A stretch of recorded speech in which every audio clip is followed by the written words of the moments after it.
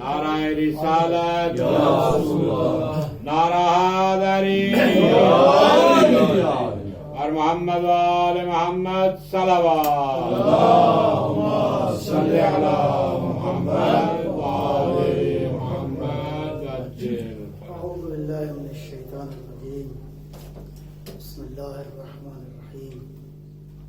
الحمد لله الذي دل على ذاته بذاته تنزه عن مجانسة مخلوقاته وجل عن ملامة كيفياته وقرب عن خواطر الظنون وبعد عن ملاحظة العيون علم بما كان قبل أن يكون مالك الملك تؤتي الملك من تشاء وتنزع الملك ممن تشاء وتعز من تشاء وتذل من تشاء بيده الخير وهو على كل شيء قدير. والصلاة والسلام على نبينا وعلى الطيبين الطاهرين المعصومين. أما بعد، بسم الله الرحمن الرحيم. يا أيها الذين آمنوا اتقوا الله وكونوا مع الصادقين. ایک صلوات. اللہم صلی علی محمد وآل محمد. امام صادق صلوات اللہ سلام اللہم صلی علی محمد وآل محمد. شہادت کے حوالے سے ظاہر دو طرح سے روایات ہیں. 15 شوال بھی ہے اور 25 شوال بھی باہر ہے.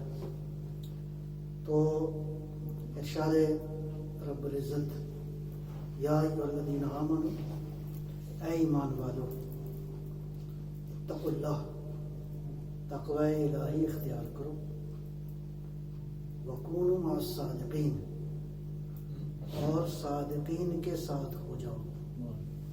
بہت ہی مختصر اور بہت ہی گہرا مطلب ہے اس آیت مبارکہ کے اندر. ایک پہلو تو یہ ہے کہ اللہ جو شارع سے بھی قریب ہے، پروردگار جو اس ساری کائنات پہ اس کا احاطہ ہے، کوئی ایک ایسے ذرہ بھی کائنات کا نہیں ہے جو اس کے قریب، وہ اس کے قریب نہ ہو. یہ وہ قریب ہوتے ہوئے بعید ہے، وہ بعید ہوتے ہوئے قریب ہے. وہ گرچہ دور ہے لیکن نزدیک ہے، وہ گرچہ نزدیک ہے لیکن بہت دور ہے. یہ جو لفظ ہیں یہاں پہ یا ایھا الذین آمنوا، یہ عربی زبان کے قاعدے کے مطابق یہ دور کا اشارہ ہے. دور کسی کو پکارنا ہو تو یا مثلا یا امین یا وحید، ٹھیک ہے. تو یہ اللہ فرما رہا ہے یا ایھا الذین آمنوا، اے ایمان والو. اللہ تو نزدیک ہے، ایمان والے دور ہیں. بعید کا اشارہ جو ہے اس کے لیے ہے جو دور ہے. اور ہم کیوں دور ہیں؟ معلوم ہے کہ انسان جو ہے وہ اپنے اعمال کی وجہ سے اللہ سے دور ہے. تو اب اللہ ارشاد فرما رہا ہے، اور ارشاد کس کو ہے؟ ایمان والوں کو، کسی اور کو نہیں. پوری نوع بشر کو خطاب نہیں ہے. انسانوں کے اندر ایک خاص جو دائرے کے لوگ ہیں جو ایمان والے ہیں، جو اللہ پر ایمان رکھتے ہیں، وہ جتنے بھی ہیں. لیکن ساری انسانیت اس خطاب کے مورد خطاب نہیں ہے، بلکہ وہ لوگ خطاب ہے ایمان والوں کو خطاب ہے. اے ایمان والو کیا کرو؟ اتقوا اللہ، تقوی الہی اختیار کرو. اس کا مطلب ہے ایمان پہلی منزل ہے، تقوی اگلی منزل ہے. یہ ایمان لانا کافی نہیں ہے، بلکہ تقوی کا رنگ بھرنا بھی ضروری ہے. ممکن ہے کہ انسان مومن ہو، صاحب ایمان ہو، لیکن تقوی کی منزلیں ابھی اس نے طے نہیں کی. اے ایمان والو کیا کرو؟ تقوی الہی اختیار کرو، اللہ کا تقوی. ظاہر ہے کہ تقوی سے مراد خالی ایمان نہیں ہے، بلکہ تقوی یہ ہے کہ پریکٹیکلی انسان اپنے آپ کو ایسے اعمال انجام دے تاکہ اس ایمان کی پریکٹیکل شیپ جو ہے اس کے وجود میں نظر آئے. بہرحال ایک پہلو یہ ہے. آگے جو ارشاد فرمایا کونوا مع الصادقین، اور سچوں کے ساتھ ہو جاؤ. اللہ نے یہ کیوں نہیں فرمایا کہ سچ کو سمجھو؟ سبحان اللہ. جی سچ کو سمجھو، اس کو اسٹڈی کرو، گرامر کو دیکھو، لغت کو دیکھو، تفسیر کو دیکھو، مشاہدہ کرو اور اس سچ کے اوپر عمل کرو. سادہ سادہ تو یہی ہونا چاہیے. اے ایمان والو تقوی اختیار کرو اور سچ کو ذرا سمجھو اور سچ کے اوپر پھر عمل کرو. اللہ نے یہ کیوں نہیں فرمایا؟ غالباً اس کا جواب یہ ہے کہ اگر تم خود سچ کو سمجھتے ہوتے تو میں سچوں کو نہ بھیجتا. واہ واہ واہ. سبحان اللہ. سبحان اللہ. اگر تم میں یہ صلاحیت ہوتی کہ تم سچ کی ساری حقیقت کو سمجھ سکتے، تم حق کو سمجھ سکتے، تو میں نے ایسے نمونے بنا دیے ہیں کہ جو دنیا میں آنے سے لے کر آخر تک سچ کا مظہر ہے، سبحان اللہ. سچائی کا مظہر اور ہے. محمد وآل محمد صلوات. اللہم صلی علی محمد وآل محمد. تو تفسیر میں ایک نقطہ لکھا ہے مفسرین نے، کونوا مع الصادقین کا معنی یہ ہے کونوا علی مذہب الصادقین وسبیلہ. صادقین کے ساتھ ہو جاؤ، گویا جو ان کا مذہب ہے، جو ان کا عقیدہ ہے، جو ان کا طرز تفکر ہے، جو وہ بیان کر رہے ہیں، جو راستہ ان کا ہے، در حقیقت سچائی کا راستہ وہی ہے جس کے اوپر یہ سچے کام کر رہے ہیں. سبحان اللہ. صلوات بر محمد وآل اللہم صلی علی محمد وآل محمد. یعنی صداقت کا مظہر کون ہے؟ یہ صادقین ہیں. گویا بالفاظ دیگر اگر صدق کو سمجھنا ہے، سچائی کو سمجھنا ہے، حقیقت کو سمجھنا ہے، تو حقیقت سمجھ میں نہیں آئے گی جب تک کہ صادق کو نہیں سمجھے. سبحان اللہ. صلوات بر محمد وآل اللہم صلی علی محمد وآل محمد. اب یہ بات تو مسلم ہے، اس کے لیے کسی دلیل کی بھی ضرورت نہیں ہے کہ اس کائنات میں سچائی کا سب سے بڑا مظہر کون ہے؟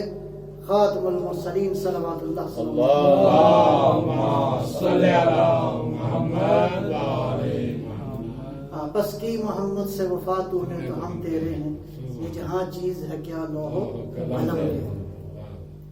یعنی اصل ہے صادق کے ساتھ وفا کرنا، اللہ اکبر. اصل ہے صادق کے عقیدے کو سمجھنا، اصل ہے صادق کے مذہب کو سمجھنا، اصل ہے صادق کو فالو کرنا.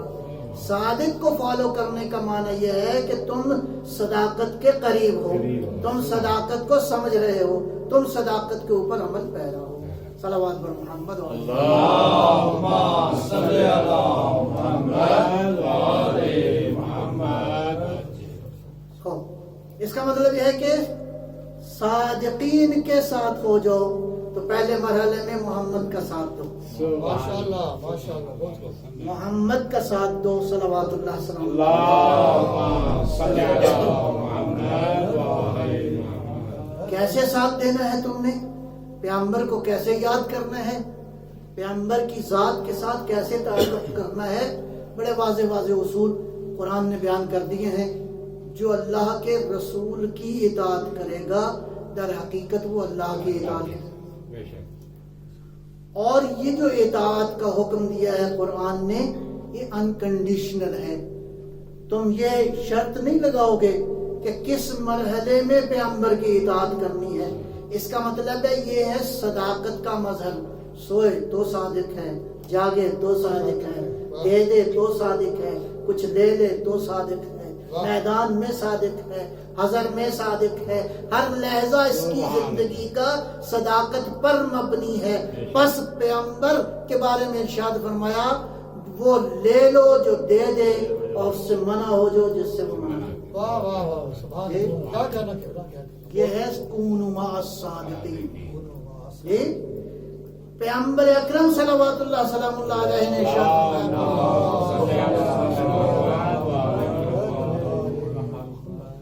اپنے اس بیٹے کی ولادت کے حوالے سے کہ میرا بیٹا جو جعفر ابن محمد ہوگا وہ اس عالم میں بھی صادق ہے، وہاں بھی صادق ہے، سبحان اللہ، جو دنیا میں بھی صادق ہے اور آسمانوں میں بھی صادق ہے، اس کو صادق کے نام سے پکارا جائے۔ لہذا آج اس صادق کا ذکر ہے جو پیغمبر صادق کی زبان میں صادق ہے۔ سبحان اللہ، سبحان کون مع الصادقین، صادقین کے ساتھ ہو جو۔ بس اگر نجات چاہیے تو صادق کا ساتھ دو، صادق کے ساتھ ہو جاؤ، صادق کی حقیقت کو سمجھو، صادق کا مذہب اختیار کرو، صادق کا عقیدہ اختیار کرو۔ عقیدہ تم نہ بناؤ، صادق کا عقیدہ دیکھو۔ سبحان اللہ، کیا بات ہے۔ سنت تم نہیں بناؤ گے، صادق کی سنت پہ عمل کرو۔ علم کے اگر پاس جانا ہے تو صادق کے پاس دیکھو۔ بس دو چیزیں ہیں صداقت کے معیار کے لیے، جو ہدایت کے معیار کے لیے جن کو اللہ نے ہادی بنا کر بھیجا، اس میں ایک آیا مبارکہ بہت واضح ہے۔ ارشاد فرمایا کیا؟ لقد من اللہ علی المؤمنین اذ بعث فیہم رسولا منہم یتلو علیہم آیاتہ یزکیہم ویعلمہم الکتاب والحکمۃ۔ قائد وہ ہوگا، راہبر وہ ہوگا، ہادی برحق وہ ہوگا جس میں دو خصوصیات قرآن کی ان آیات کی روشنی میں ضروری ہے۔ ایک یزکیہم، یعنی پاکیزگی کے اس مرحلے پر ہو، اس کا نفس اتنا پاک ہو اور اتنی طاقت رکھتا ہو کہ خود بھی پاک ہو، دوسروں کو پاک کرنے کی ضرورت۔ سبحان اللہ، سبحان اللہ، کیا بات ہے، کیا بات ہے۔ تقوی کی آخری منزل پر ہو، پاکیزگی کی آخری منزل پر ہو، ایسی منزل پر کہ جہاں خدا یہ کہے ان اللہ و ملائکتہ یصلون علی النبی یا ایھا الذین آمنوا صلوا علیہ وسلموا تسلیما۔ اللہم صلی علی محمد وآل محمد۔ پاکیزگی کی کس منزل پر ہو؟ انما یرید اللہ لیذھب عنکم الرجس اہل البیت ویطہرکم تطہیرا۔ اللہم صلی علی محمد وآل محمد۔ تو پہلی منزل یہ ہے کہ پاکیزگی اور طہارت کی اس منزل پر ہو جس منزل پر اتنی صلاحیت، اگر خود ہی پاک نہیں ہے تو کیا پاک کرے گا؟ اگر خود تھوڑا سا پاک ہے تو اتنا ہی پاک کر سکتا ہے جتنا خود پاک ہے۔ مسئلہ یہ ہے کہ قرآن کریم یا ہدایت کا جو نظام ہے اللہ نے جو نازل کیا ہے وہ طہارت کی منزل پہ کہاں پہ فائز ہے؟ قرآن کتنا پاک ہے؟ قرآن کتنا پاک ہے؟ بس قرآن جتنا پاک ہے اس سینے میں اترے گا، جتنا قرآن پاک ہے وہ سینہ بھی اتنا ہی پاک ہے۔ سبحان اللہ، سبحان اللہ، جی اس قرآن میں بھی حقیقت اتنی ہو، اس سینے میں بھی حقیقت اتنی ہو، اتنی سچائی ہو جس سچائی کے ساتھ، جس حقیقت کے ساتھ اللہ نے قرآن کو نازل فرمایا ہے۔ ایک صلوات فرمائیے۔ اللہم صلی علی محمد وآل محمد۔ وَيُعَلِّمُهُمُ الْكِتَابَ وَالْحِکْمَةَ۔ دوسری خصوصیت کیا ہے؟ علم ہے۔ علم میں اگر ایسا ہادی آ جائے کہ اس کا علم کم ہو اور امت کا علم زیادہ ہو تو وہ ہادی نہیں ہو سکتا۔ یہ دعویٰ نہیں کر سکتا کہ میں تمہارا ہادی ہوں۔ اب امت کا علم جتنا بھی ہو، ہادی وہی ہوگا جس کا علم امت کے علم سے زیادہ ہو۔ لہذا آج ہم دیکھتے ہیں کہ وہ امت جو کہ آخری نبی کی امت ہے اور اس نے قیامت تک جانا ہے، آج انسان جتنا علم کی منزلیں طے کر رہا ہے، اس کا علم اور پیغمبر کے علم میں کیا فرق ہونا چاہیے؟ پیغمبر کے علم میں، ہادی کے علم میں اور امت کے علم میں اتنا ہی فرق ہونا چاہیے کہ ہادی کے بعد اگر کوئی ہادی ہو تو وہ یہ دعویٰ کر سکتا ہو سلونی سلونی قبل ان تفقدونی.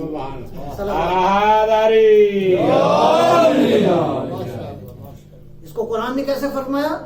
راسخون فی العلم. وہ جو راسخون فی العلم ہیں، علم کن کے پاس ہے؟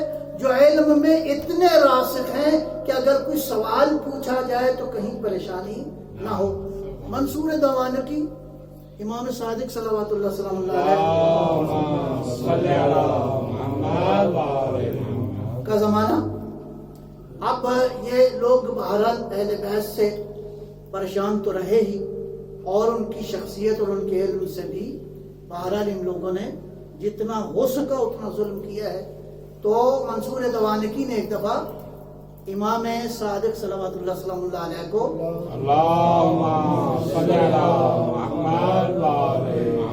کام اور لوگوں نے بھی کیا، ہارون نے بھی کیا، مامون نے بھی کیا، ان لوگوں نے بھی کیا. تو ان میں ایک واقعہ جو ہے یہ منصور دوانقی کا ہے. کہا کہ یہ جعفر ابن محمد کو کسی طرح کسی محفل میں اس سے کوئی اتنا علم وہ پوچھے جائیں سوالات تاکہ یہ عاجز آ جائے. وہ بلایا گیا امام صادق علیہ السلام کو بھی، اور ساتھ اس زمانے میں ایک بڑے امام تھے، وہ آج بھی بڑے امام ہیں، امام ابو حنیفہ. یہ ان کو بھی بلایا گیا اور منصور دوانقی نے کہا کہ آپ بلایا اس لیے جا رہا ہے کہ اس آدمی کو جس کو ہم بلا رہے ہیں یہ علمی طور پر ایسے سوال کرو کہ یہ جواب نہ دے سکے. وہ کہتے ہیں کہ وہ جو آئے تھے نا جنہوں نے پتہ نہیں لمبی میٹنگ کرنے کے بعد کہا کہ کون سا سوال ہے جو علی سے پوچھا جائے تاکہ علی جواب دینے میں اتنی تاخیر ہو کہ نماز پڑھنا بھی علی کے لیے مشکل ہو جائے. لمبی میٹنگ کے بعد طے پایا کہ ایسا کرتے ہیں، پوچھتے ہیں کہ یا علی یہ بتائیں کہ دنیا میں کون سے جانور جو ہیں، کون کون سے جانور انڈے دیتے ہیں اور کون کون سے بچے دیتے ہیں. لہٰذا نام لیتے لیتے مغرب ہو جائے گی، علی کی نماز جو ہے وہ قضا ہو جائے گی. ادھر آئے سوال پوچھا اور کہا کہ یہی سوال پوچھا. مولا نے فرمایا جن کے کان باہر ہیں وہ بچے دیتے ہیں، جن کے کان اندر ہیں انڈے دیتے ہیں. اللہ صلوات محمد.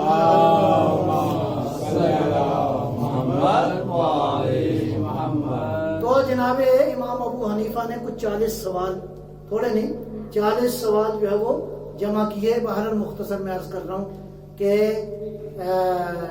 جناب کیا کہتے ہیں، ابو حنیفہ کہتے ہیں کہ میں جیسے ہی اس محفل میں گیا تو میں نے دیکھا منصور بھی بیٹھا ہے اور ساتھ امام صادق بھی بیٹھے ہیں.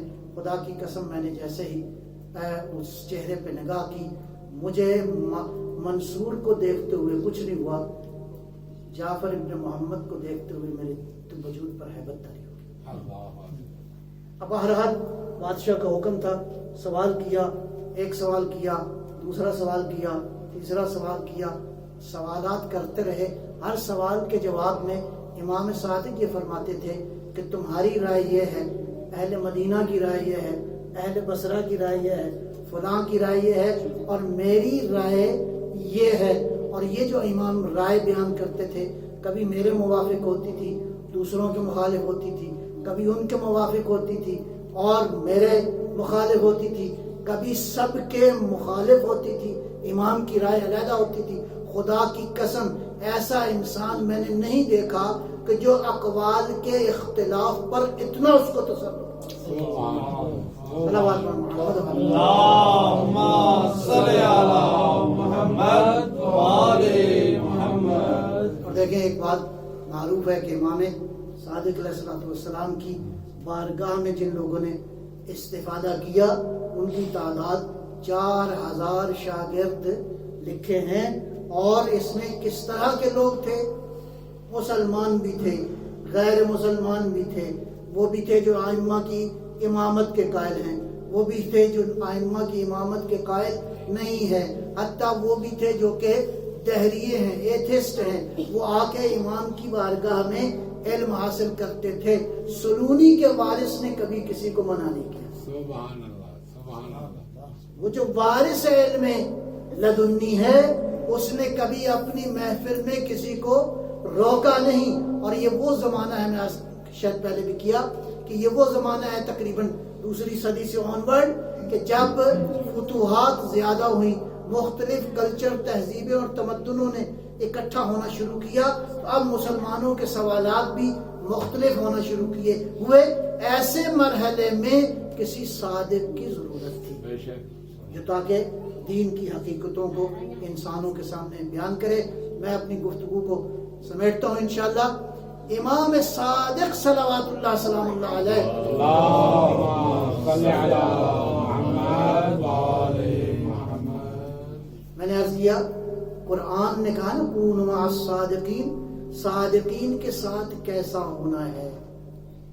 اس میں قرآن نے جو باتیں بیان کی ہیں وہ یہ ہے کہ اگر زندگی بھر کے اعمال کرو، 80 سال 90 سال 100 سال 400 سال عبادت کرو، عبادت کرنے کے بعد ایک لحظہ فار ون مومنٹ، ایک لحظے کے لیے اگر یہ شخص جس نے اتنا لمبا عرصہ عبادت کی ہے، یہ پیغمبر کی بارگاہ میں آ کر قرآن یہ کہتے ہیں کہ اگر تم اونچی آواز میں بولے تو تمہاری ساری زندگی کے عبادات ختم ہو جائیں گی. اتنا ہی کافی ہے. صادق کے ساتھ ہونے کا پروٹوکول کیا ہے؟ عجز و انکساری.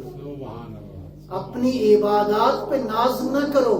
عبادت کے ساتھ جب تک پیغمبر کا احترام نہیں کرو گے تمہاری عبادات کیا ہو جائیں گی؟ ضائع ہو جائیں گی. اب روایت یہ کہتی ہے کہ جب کبھی بھی پیغمبر گرامی اسلام صلوات اللہ سلام اللہ علیہ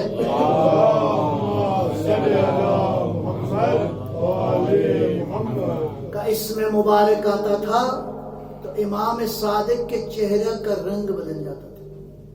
احترام سے، ادب سے، پیغمبر کے پروٹوکول سے بدن کا رنگ تبدیل ہو جاتا تھا. اور ایک روایت یہ بھی ہے کہ ایک شخص آیا معصوم کی خدمت میں، کہا کہ فرزند پیغمبر اللہ نے مجھے بیٹا دیا ہے. تو فرمایا کیا نام رکھا ہے؟ کہا میں نے اپنے بیٹے کا نام رکھا ہے محمد.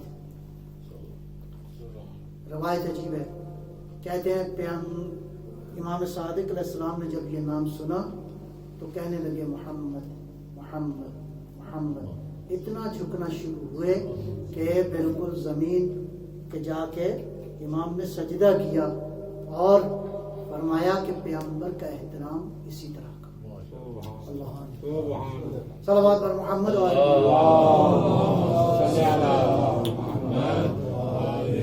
اور ارشاد فرمایا کہ میرے ماں باپ قربان ہوں آپ پر یا رسول اللہ، میرے ماں باپ بھی قربان ہوں اور یہ کائنات آپ پر قربان ہو یا رسول اللہ.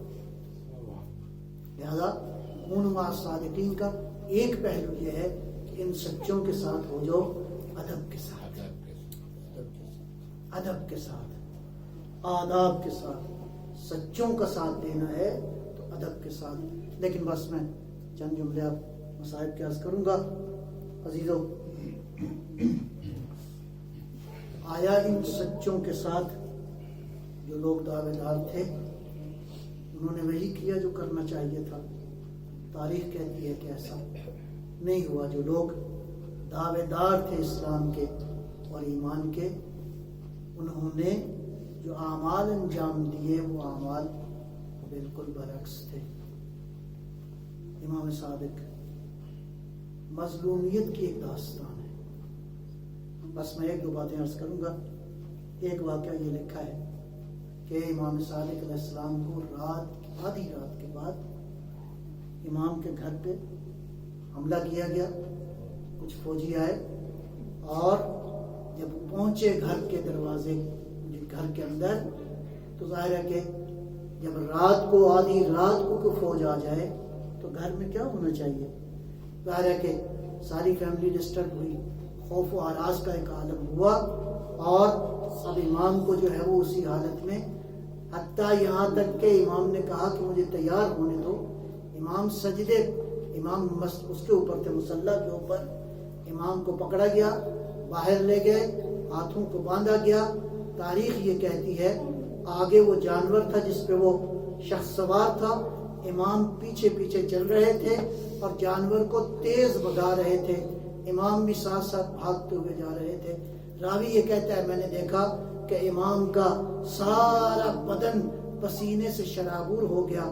میں عرض کروں گا مولا آپ نے یہ سفر کیا، لیکن آپ کے جد امام علی نے بھی اسی طرح جب باندھ کے لے جا رہے تھے، اے مولا ہاتھ باندھ کے عرض کروں گا آپ کی زوجہ کے کہیں تماچے تو نہیں لگے، مولا آپ کی زوجہ کا محسن تو زخمی نہیں ہوا، مولا آپ کے گھر پہ آپ کے گھر کے دروازے کو آگ تو نہیں لگی۔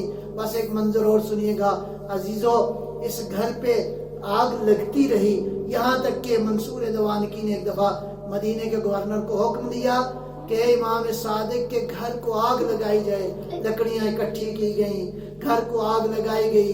جیسے ہی گھر کو آگ لگی تو ظاہر ہے کہ گھر کے اندر خوف و ہراس پیدا ہوا، بیویوں کے رونے کی آوازیں بلند ہوئی، بچیوں کے رونے کی آوازیں بلند ہوئی، لیکن عزادارو امام بھاگ بھاگ کے آگ کو خاموش کر رہے تھے، امام آگ کو بجھا رہے تھے۔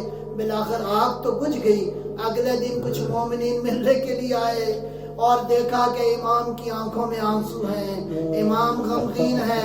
کہا مولا اب تو آگ نہیں رہی، البتہ مولا آپ کے گھر میں تو یہ معاملہ رہا ہے، ظالموں کا وتیرہ رہا ہے۔ کہا رونا اس بات کا نہیں ہے، رونا تو اس بات کا ہے کل جب میں آگ بجھا رہا تھا، بیویاں ایک حجرے سے دوسرے حجرے کی طرف جا رہی تھی تاکہ یہ آگ بجھ جائے، میں بجھانے والا تھا، میں تسلی دینے والا تھا، لیکن میں سوچ کے یہ سوچ کے میں رو رہا ہوں کہ شام غریباں کیا ہوا۔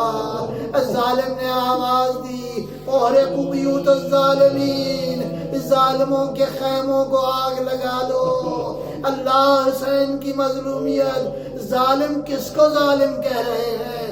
اللہ اکبر۔ جب آگ لگی تو کوئی تسلی دینے والا نہ تھا، کوئی حوصلہ دینے والا نہ تھا، کہیں تماچے تھے، کہیں دامن کو آگ لگی ہوئی تھی، کہیں در چھنے جا رہے تھے، بیویاں واہ حجابہ کہہ رہی تھی یا اللہ میں رو رہا ہوں اس وقت کو کہ جب خیموں میں آگ لگی تھی، میرے جد کے بچے میدان کربلا کے اندر بھاگ رہے تھے۔ کون سا میدان جو آگ سے بھرا ہوا تھا، وہ میدان جو پتھروں اور کانٹوں کے ساتھ۔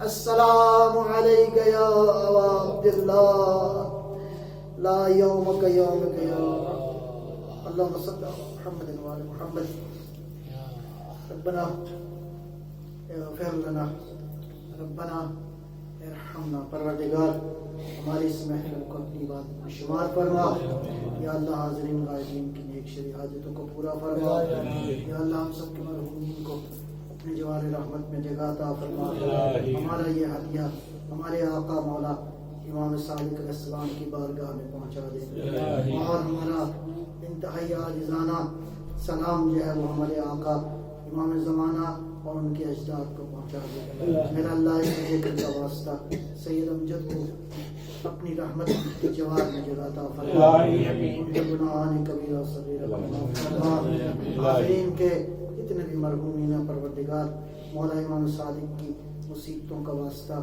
ان تمام تر مرحومین کو اپنے جوار رحمت میں جگہ دے، اہل بیت علیہ السلام کا جوار عطا فرما، یا اللہ اسلام و مسلمین کا بول والا فرما، دنیا سے ظلم و کفر و نفاق کو نابود۔ ربنا تقبل منا انک انت السمیع العلیم، بنبینا محمد الطاہرین۔